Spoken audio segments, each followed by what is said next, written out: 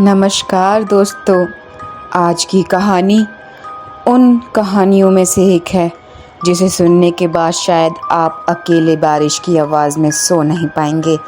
आज की कहानी है डूअर्स के घने जंगलों में बसे एक चाय बागान की। एक ऐसी कोठी जो 100 साल से खंडर पड़ी है, और एक ऐसे डॉक्टर की जिसने विज्ञान पर भरोसा करते हुए एक ऐसा रहस्य का सामना किया जिसे कोई भी किताब समझा नहीं सकते। इस कहानी में असली घटनाओं की झलक और स्थानीय लोगों से सुनी गई सारी बातें और थोड़ी सी कल्पना भी। पर मानते हैं, गांव वाले आज भी कहते हैं कि मॉनसून की पहली बारिश में अगर आप उस बागान के पास से गुजरे तो हवा में एक बच्ची की सिसकियां सुनाई देती हैं। तो लाइट बंद कर लीजिए, हेडफोन लगा लीजिए और आराम से बैठ जाइए, क्योंकि ये कहानी पूरी सुननी बहुत ज़रूरी है, आखिरी मोड़ तक। अगर बीच में डर लगे तो कमेंट में बताइएगा ज़रूर। चलिए शुरू करते हैं। एस्ले कोठी का श्राप। डॉक्टर अर्जुन वर्मा ने अभी MBBS पूरी किया ही था कि और सरकारी सेवा के तहत अपनी पहली पोस्टिंग का इंतज़ार कर रहे थे। जब उसे नियुक्ति पत्र मिला तो उसमें लिखा था प्राथमिक स्वास्थ्य केंद्र, सोनापुर चाय बागान, डुआर्स क्षेत्र, पश्चिम बंगाल, असम सीमा। डुआर्स जो जगह है वो घने जंगलों, कोहरे में डूबी पहाड़ियों और अंतहीन चाय के बागानों का एक इलाका है। अर्जुन ने कभी नहीं सोचा था कि उसकी पहली पोस्टिंग इतनी दूर होगी, इतने सुनसान इलाके में होगी। लेकिन जोश और सेवा भाव से भरा वो व्यक्ति, वो युवा डॉक्टर तैयार हो गया। जिला स्वास्थ्य अधिकारी डॉक्टर मुखर्जी ने उसे बुलाकर कुछ ज़रूरी बातें समझाई। सोनापुर बागान में पिछले कुछ महीनों से एक अजीब बुखार फैला हुआ है। हमने 2 डॉक्टर वहाँ भेजे, तो अब मुझे भेजा जा रहा है क्या सर वहाँ पर? अर्जुन पूछता है अपने सीनियर मुखर्जी से। पहला डॉक्टर 3 हफ्तों में तबादला मांगकर वापस चला गया, और दूसरा डॉक्टर मुखर्जी की आवाज़ थोड़ी धीमी हो गई। उसने तो इस्तीफा ही दे दिया। कहते हैं वहाँ कुछ ऐसा है जो मेडिकल साइंस की समझ से बाहर है। अर्जुन थोड़ा हंसता है। सर, बुखार तो बुखार होता है, चाहे कहीं भी हो, मैं संभाल लूँगा। डॉक्टर मुखर्जी ने उसकी पीठ थपथपाई, लेकिन उनकी आंखों में एक अनकही चिंता थी। बस एक बात का याद रखना अर्जुन, बागान के पुराने बंगले, जिसे लोग एल्सा कोठी कहते हैं, उससे दूर रहना। मॉनसून में मौसम में वहाँ मत जाना, खासकर रात में। अगली सुबह अर्जुन ट्रेन से सिलीगुड़ी पहुँचा और वहाँ से एक पुरानी जीप में सवार होकर सोनापुर चाय बागान की तरफ रवाना हुआ। रास्ता घने जंगलों से होकर गुजरता था, जहाँ एक तरफ हरे भरे चाय के पौधों की कतारें फैली हुई थीं, मानो धरती ने हरी चादर ओढ़ रखी हो। जीप चलाने वाला विमलदा एक अधेड़ उम्र का स्थानीय आदमी था। जैसे ही उसे पता चला कि अर्जुन नया डॉक्टर है, उसका चेहरा गंभीर हो गया। डॉक्टर साहब, विमलदा ने कहा अपनी बंगाली मिश्रित हिंदी में, आप सोनापुर जा रहे हैं? वहाँ के बारे में मैंने सुना है कुछ। बस इतना सुना है कि वहाँ बुखार फैला हुआ है, अर्जुन ने जवाब दिया। विमलदा ने लंबी सांस ली और कहता है, बुखार नहीं साहब, सिर्फ असली बात तो ये है, वो कोठी, एस्ले कोठी, वहाँ अंग्रेज़ों के ज़माने से कुछ बहुत बड़ा बसा हुआ है। वहाँ पे जाना किसी के लिए अच्छा नहीं होता है साहब। अर्जुन ने लेकिन उसकी बात पर ध्यान नहीं दिया। उसने सोचा गांव देहात में ऐसी अंधविश्वास की बातें आम हैं। लेकिन जैसे जैसे जीप बागान के करीब पहुंची, हवा में एक अजीब सी नमी और ठंडक बढ़ती गई, जैसे मौसम खुद छुपा रहा हो कुछ और नहीं चाहता कि कोई उसका सामना करे। रास्ते में एक जगह जीप को रोकना पड़ा, क्योंकि सड़क पर एक बूढ़ी औरत बीच रास्ते में खड़ी थी, बारिश में भीगती हुई, हाथ में एक पुरानी टोकरी लिए। विमलदा ने हॉर्न बजाया और औरत हटी नहीं, पर वो जब अर्जुन ने खिड़की से झांक कर देखा तो वो औरत अचानक गायब हो चुकी थी, जैसे बारिश की धुंध में खुल गई हो। ये क्या था? अभी ये मैंने क्या देख लिया? विमलदा क्या है वहाँ पर? विमलदा का चेहरा भी पीला पड़ चुका था। उसने जीप तेजी से आगे बढ़ा दी। कुछ नहीं बोला।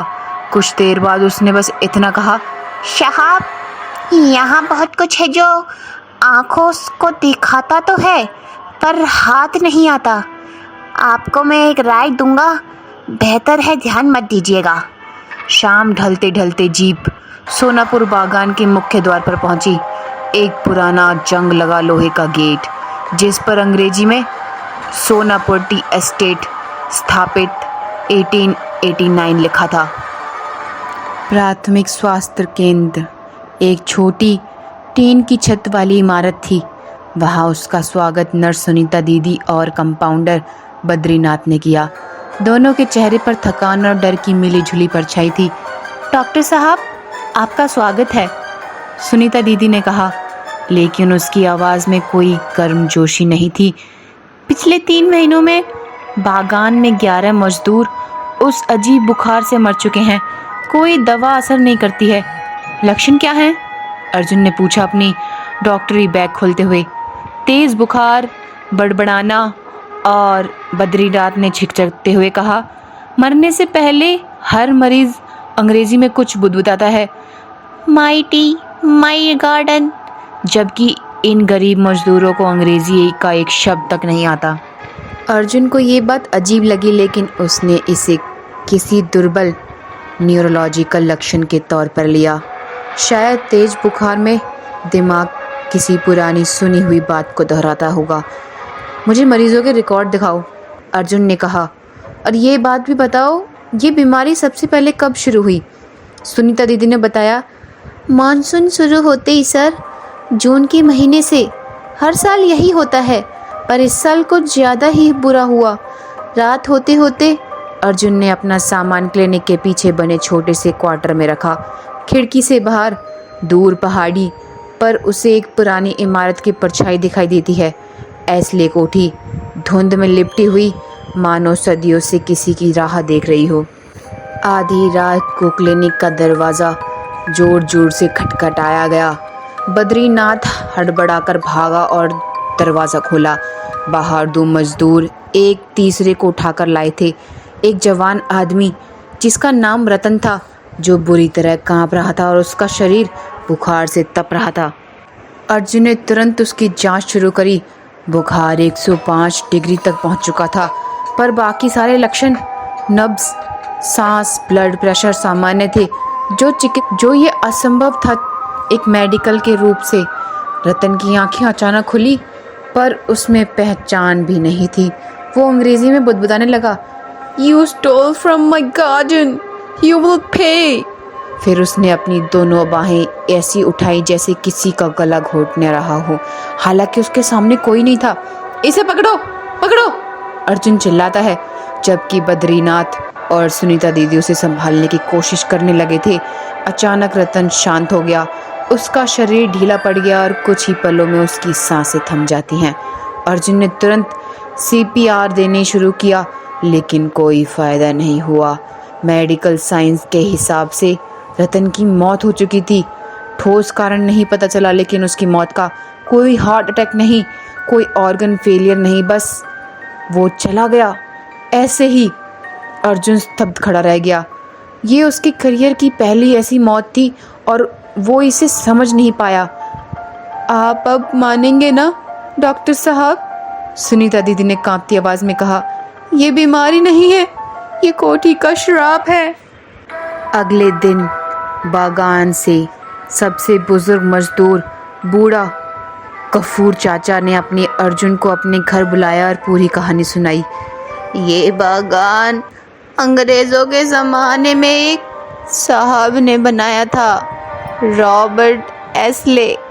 उसकी पत्नी थी एलिनोर एस्ले। बहुत खूबसूरत पर बहुत सख्त और क्रूर औरत थी। बागान के मजदूरों के साथ जानवरों जैसा सलूक करती थी। गफूर चाचा ने आगे बताया कि एलिनोर की एक नौकरानी थी, एक स्थानीय आदिवासी लड़की जिसका नाम था सोनमती। सोनमती की एक छोटी बेटी थी जिसका नाम था फूलमती, जो कभी कभी कोठी में अपने माँ के साथ आया करती थी। एक दिन कोठी से एलिनोर मेम साहब की एक कीमती हीरे की अंगूठी गायब हो गई। बिना किसी सबूत के मेम साहब ने सोनमती पर चोरी का इल्ज़ाम लगा दिया। जब सोनमती ने इनकार किया तो मेम साहब ने गुस्से में आकर सज़ा के तौर पर छोटी फूलमती को कोठी के पीछे बने पानी के बड़े टैंक में डुबा दिया, ये कहकर कि जब तक सोनमती सच नहीं बोलेगी, सच नहीं बताएगी, बच्ची को टैंक के बाहर नहीं निकाला जाएगा। अर्जुन का चेहरा सफ़ेद पड़ गया ये सुनकर। ये तो हत्या हुई, ये तो अपराध हुआ। हाँ, गफूर चाचा ने कहा, आंखों में आंसू भरकर। सोनमती चीखती रही, गिड़गिड़ाती रही, पर मेम साहब का दिल नहीं पसीजा। बहुत देर बाद जब बच्ची को निकाला गया तब तक उसकी जान जा चुकी थी। कुछ दिन बाद पता चला कि अंगूठी तो मेम साहब की अपने कमरे की अलमारी के पीछे गिरी हुई थी। सोनमती बेकसूर थी और उसकी बेटी जो मासूम थी उसको इसकी सज़ा मिली। फिर क्या हुआ उस मेम साहब का? सोनमती अपनी बेटी की मौत के बाद पागल हो गई और एक रात मॉनसून की भारी बरसात में कोठी में आग लग गई। कहते हैं सोनमती ने ही आग लगाई थी या शायद खुद मेम साहब की लापरवाही से लगी। एलिनोर मेम साहब उसी आग में जलकर मर गई। रॉबर्ट साहब कुछ महीनों बाद इंग्लैंड लौट गए और कभी वापस नहीं आए। तभी से हर मॉनसून में जब बारिश शुरू होती है, कोठी से मेम साहब की आत्मा जागती है और बागान के मजदूरों को अपना शिकार बनाती है। शायद इसीलिए उसकी अपनी क्रूरता का पाप उसे चैन से मरने नहीं दे रहा और वो आज भी अपनी चोरी हुई चीज़ों का बदला लेती है और ढूंढती है इंसानों को। अर्जुन एक पढ़ा लिखा डॉक्टर था और उसका मन इन भूत प्रेत वाली कहानी को स्वीकार करने से इनकार कर रहा था। उसने सोचा कि शायद ये किसी दुर्लभ फंगस या पानी में मिले किसी विश्लेष पदार्थ की वजह से फैलने वाली सामूहिक मनोदेहिक बीमारी हो सकती है जो सबको लपेट रही है। उसने बागान के पानी के स्रोतों की जांच शुरू करी। उसमें मरे हुए मजदूरों के परिवार से मुलाकात भी करी, उसके लक्षणों को नोट भी किया और एक पैटर्न ढूंढने की कोशिश की। उसने पाया कि हर मरीज़ बीमार पड़ने से 1-2 दिन पहले एशले कोठी के आसपास या उसके पुराने पानी के टैंक के पास गया था, या तो लकड़ी काटने या मवेशी चराने या फिर जिज्ञासावश। ये सिर्फ इत्तेफाक है शायद, अर्जुन ने खुद को ही समझाया, लेकिन उसकी वैज्ञानिक सोच के बावजूद उसके मन में एक अजीब बेचैनी घर करने लगी। उस रात क्लिनिक के क्वार्टर में सोते समय अर्जुन को एक अजीब सपना आता है। एक अंग्रेजी पोशाक पहने औरत अपने हाथों में एक छोटी बच्ची का जूता पकड़े उसे घूर रही थी। उसकी आंखों में गुस्सा नहीं बल्कि एक गहरी अनंत उदासी थी। अर्जुन हड़बड़ाकर उठा। कमरे में बारिश की आवाज़ के अलावा कुछ नहीं था, लेकिन उसके तकिए के पास फर्श पर एक छोटी सी बच्ची का जूता पड़ा था, बिल्कुल वैसा ही जैसे उसने अपने सपने में देखा, भीगा हुआ, पुराना, सड़ा चुका। अगले हफ्ते बागान की एक जवान औरत कमला उसी अजीब बुखार से बीमार पड़ी। अर्जुन ने पूरी रात उसकी देखभाल की, हर मुमकिन दवा दी, पर हालात बिगड़ती गई। बुखार के दौरान वो कमला अंग्रेजी में बड़बड़ाने लगी, give it back, give it my ring back. उसकी आंखें फट गईं, पलटने लगी और वो इस तरह चीखी जैसे कोई उसे पानी में डुबा रहा। अर्जुन ने इस बार कुछ अलग करने की कोशिश की। उसने कमला के परिवार से पूछा कि क्या उसने हाल ही में एशले कोठी से कुछ उठाया था, कोई चीज़, चाहे कितनी भी मामूली क्यों ना हो। कमला के पति ने डरते हुए कबूल किया कि कुछ दिन पहले कमला ने कोठी के खंडर से एक पुराना टूटा हुआ चांदी का चम्मच उठाया था, ये सोचकर कि उसे बेचकर कुछ पैसे कमा लेगी, कुछ पैसे आ जाएंगे। अर्जुन के दिमाग में एक कड़ी जुड़ने लगी। क्या तुम्हारे पास वो चम्मच अभी भी है? हाँ साहब, है, घर में है, अभी लेके आओ उसको मेरे पास। पति भागकर चम्मच ले आया। जैसे ही वो चम्मच क्लिनिक में लाया गया, कमला की चीखें अचानक और तेज़ हो गईं, जैसे वो किसी चीज़ की मौजूदगी उसे और तड़पा रही हो।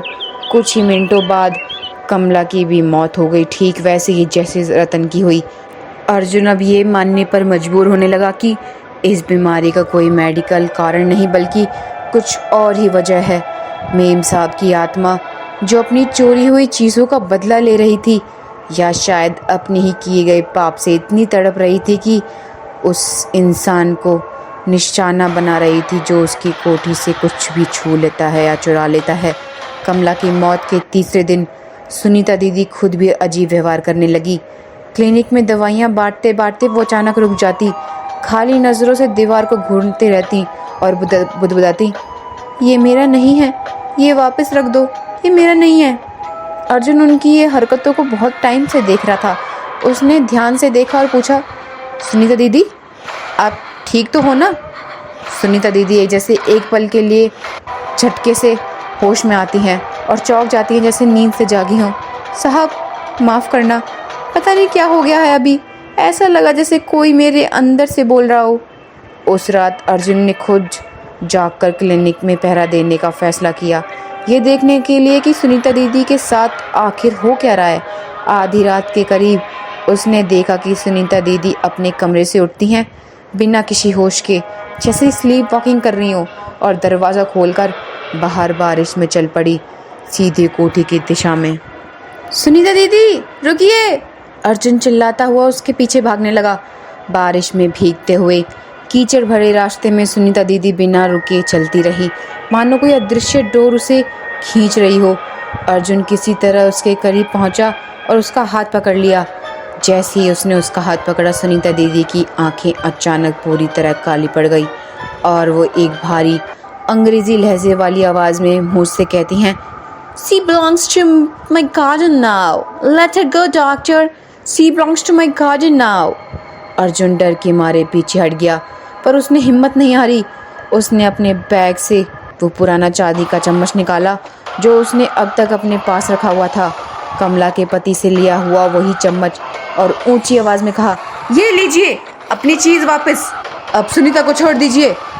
उसने चम्मच ज़मीन पर ठीक कोठी के द्वार के सामने रख देता है।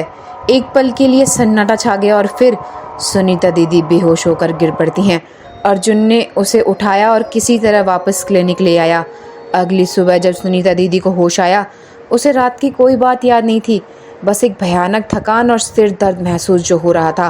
बागान के मैनेजर मिस्टर सेन गुप्ता, जो खुद भी इस समस्या से परेशान थे, उन्होंने अर्जुन को सारी जानकारी दी कि कोठी की चाबी अभी भी बागान के पुराने दफ्तर में रखी है, हालांकि पिछले 50 सालों से किसी ने उसे इस्तेमाल नहीं किया है। अर्जुन ने दिन के उजाले में कोठी जाने का फैसला किया। सुनीता दीदी और बद्रीनाथ को जब उसके इस फैसले के बारे में पता चला तो उसने मना करने की बहुत कोशिश की, पर अर्जुन का जवाब था कि अगर मुझे इन मौतों को रोकना है तो मुझे सच्चाई तक पहुंचना होगा। कोठी बाहर से बिल्कुल खंडर लग रही थी, दीवारों पर काई, टूटी हुई खिड़कियां और चारों तरफ जंगली घास फूस।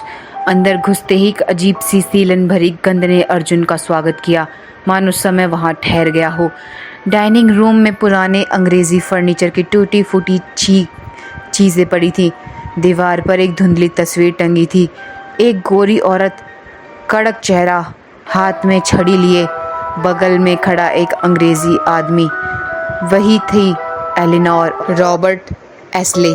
जैसे ही अर्जुन उस तस्वीर के पास से गुजरा, उसे यूँ लगा कि जैसे तस्वीर में एलिनोर जो है ना, उसकी आंखें उसकी तरफ घूम रही हों। उसने खुद को समझाया कि ये सिर्फ रोशनी और छाया का खेल है, ऐसे कैसे हो सकता है, और आगे बढ़ गया। अर्जुन कोठी के पिछले हिस्से की तरफ बढ़ा, जहां गफूर चाचा ने बताया कि पुरानी पानी का टैंक स्थित था।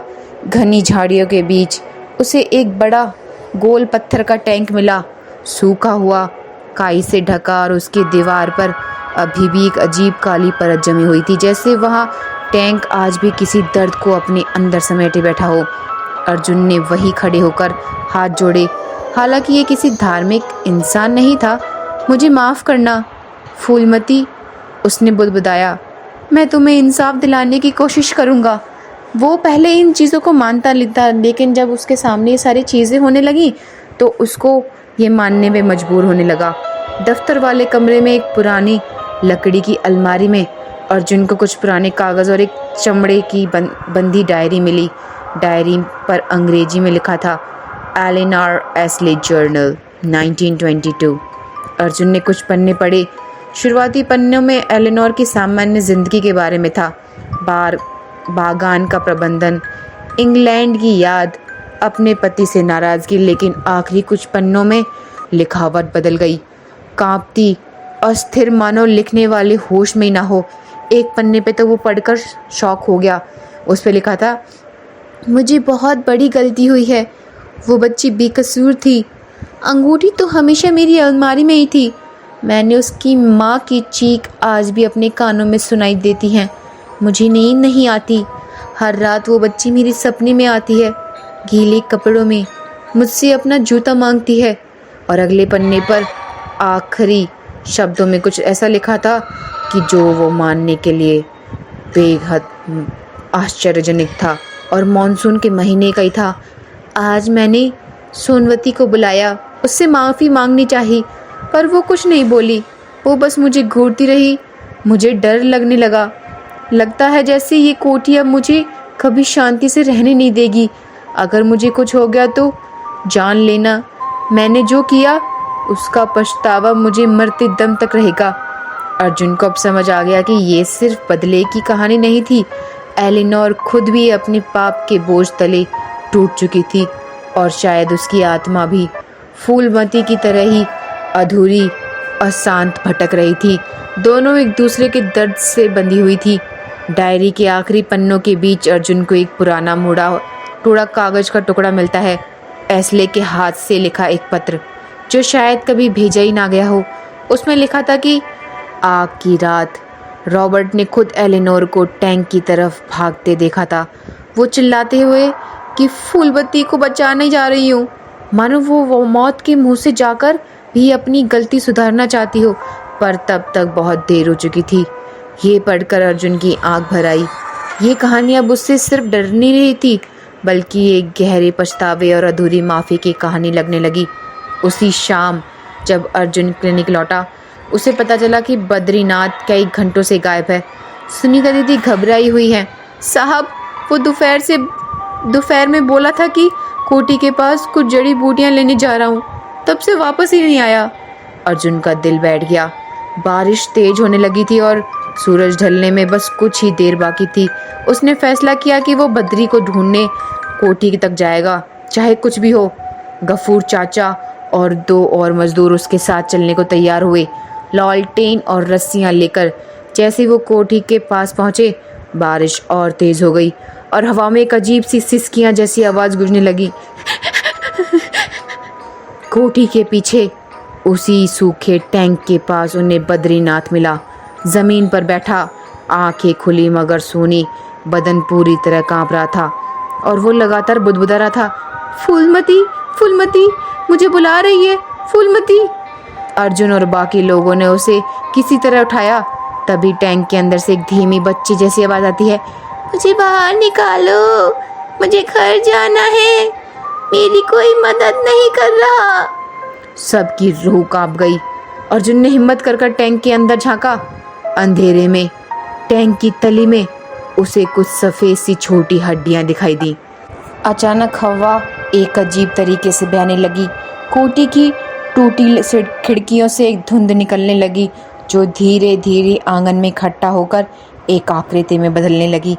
एक लंबी अंग्रेजी पोशाक पहने औरत की परछाई, चेहरा धुंधला पर आंखें साफ चमकती हुई गहरे दर्द में। गफूर चाचा और बाकी मजदूर डर के मारे पीछे हट गए, पर अर्जुन खड़ा रहा, अपनी कांपती टांगों को मजबूत करते हुए। मिसेस एस्ले, अर्जुन ने हिम्मत करके कहा, मुझे पता है आपने क्या किया और मुझे ये भी पता है कि आप उस पाप को लेकर कितने तड़प रही हैं।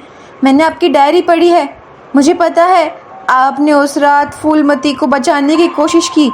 आकृति स्थिर हो गई, मानो सुन रही हो। फूलमती की अस्थियां आज भी इस टैंक में हैं, अर्जुन ने आगे कहा। उसकी कोई अंतिम संस्कार नहीं किया किसी ने। जब तक उसे शांति नहीं मिलेगी, उसको भी शांति नहीं मिलेगी, है ना? आकृति की आंखों में मानो आंसू झलक पड़े। हालांकि उसका कोई भौतिक अस्तित्व नहीं था। एक फुसफुसाहट गूंजी, इस बार अंग्रेजी में नहीं बल्कि टूटी फूटी हिंदी में, जैसे वर्षों की सजा से उसे ये भाषा सिखाई गई हो या सीखने पे मजबूर हुई हो। मुझे माफ़ी नहीं चाहिए। बस उस बच्ची को उसकी माँ के पास सही तरीके से भेज दीजिए।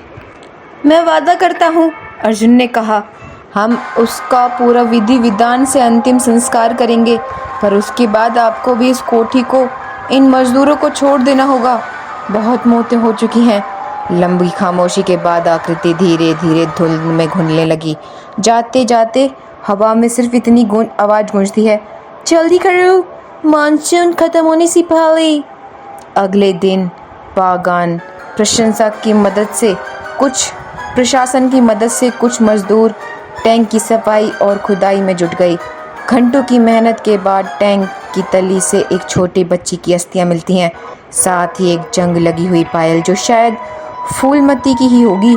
गफूर चाचा ने बताया कि सोनमती के परिवार का एक दूर का रिश्तेदार आज भी गांव के पास रहता है।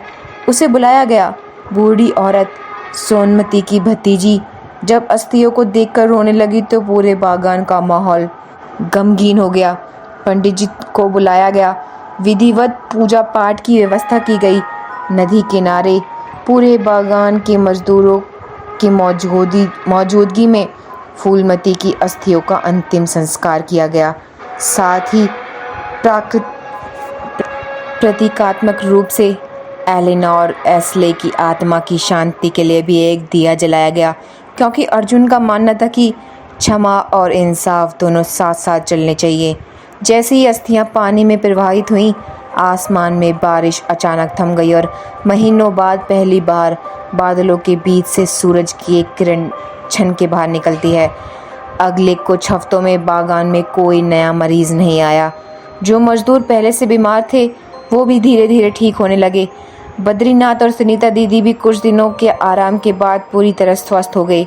हालांकि दोनों को उन रातों के बारे में कोई कुछ याद नहीं था कि दोनों के साथ क्या हुआ, लेकिन वो स्वस्थ हुए।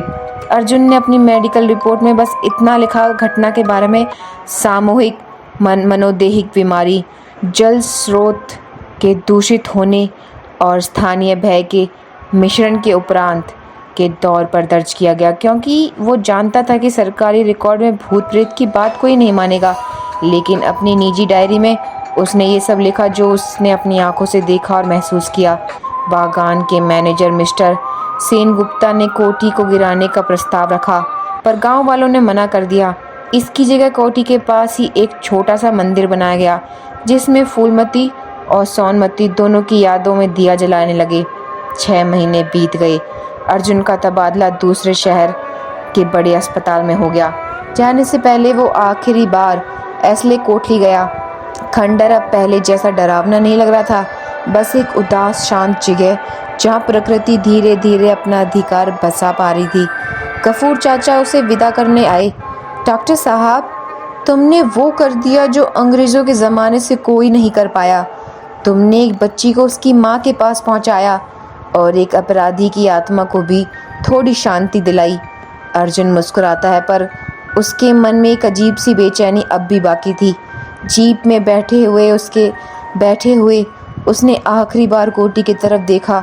उसे एक पल के लिए ऐसा लगा जैसे कोठी की सबसे ऊपरी खिड़की में एक छोटी बच्ची और एक औरत दोनों हाथ पकड़े खड़ी हों, मुस्कुरा रही हों, जैसे आखिरकार दोनों को एक दूसरे के साथ मिलन हो गया हो। अर्जुन ने आंखें मली। खिड़की खाली थी, कोई नहीं। शहर पहुंचने के कुछ सालों बाद अर्जुन एक बड़े अस्पताल में वरिष्ठ डॉक्टर बन गया। उसने कभी किसी को सोनापुरी की पूरी सच्चाई नहीं बताई, बस इतना कहा, मेडिकल साइंस बहुत कुछ समझ सकता है पर हर चीज़ नहीं। आज भी हर साल जब मॉनसून की पहली बारिश होती है, अर्जुन को एक अजीब सी बेचैनी घेर लेती है। कभी कभी देर रात उसे दूर से एक बच्ची की हल्की सिसकियाँ और पायल की आवाज़ धीमी धीमी छन छन करके सुनाई देती है। इस बार डर की नहीं, बल्कि खेल कूद और शांति की। एक रात बरसों बाद अर्जुन के डेस्क पर डाक से एक छोटा सा पैकेट आता है, बिना किसी भेजने वाले का पता, ना नाम। अंदर एक पुरानी जंग लगी हुई बच्ची की पायल थी, बिल्कुल वैसे ही जैसे टैंक से मिली हो। साथ में एक कागज़ के टुकड़े पर लिखा था, बंगाली और हिंदी मिली जुली लिखावट में लिखा था बस, धन्यवाद। अर्जुन देर तक उस पायल को हाथ में लिए बैठा रहा, न डरा हुआ बल्कि एक अजीब सी शांति महसूस करते हुए।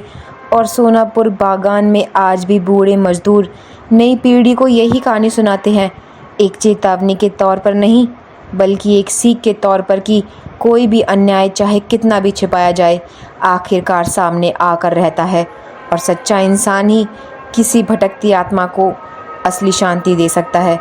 तो दोस्तों, ये थी एस्ले कोठी का श्राप की कहानी।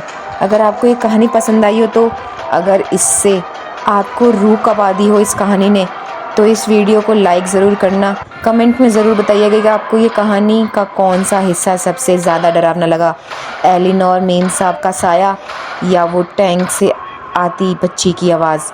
अगर आप पहली बार इस चैनल पर आए हैं तो चैनल को सब्सक्राइब करना और बेल आइकन दबाना मत भूलिएगा, ताकि अगली डरावनी कहानी की नोटिफिकेशन आपको सबसे पहले मिले। हमारे पास अभी भी और भी कई घटनाएं हैं जो सच्ची हैं, और सच्ची घटनाओं पर आधारित बाकी कहानियां भी हैं। कोई पुराने किले से जुड़ी तो कोई पुरानी सुनसान रेलवे स्टेशन से। अगर आपके पास आसपास आपके गांव या शहर में भी ऐसी कोई डरावनी कहानी हो तो हमें कमेंट में ज़रूर लिखिएगा, और हो सकता है अगली कहानी आपकी ही सुनाई जाए।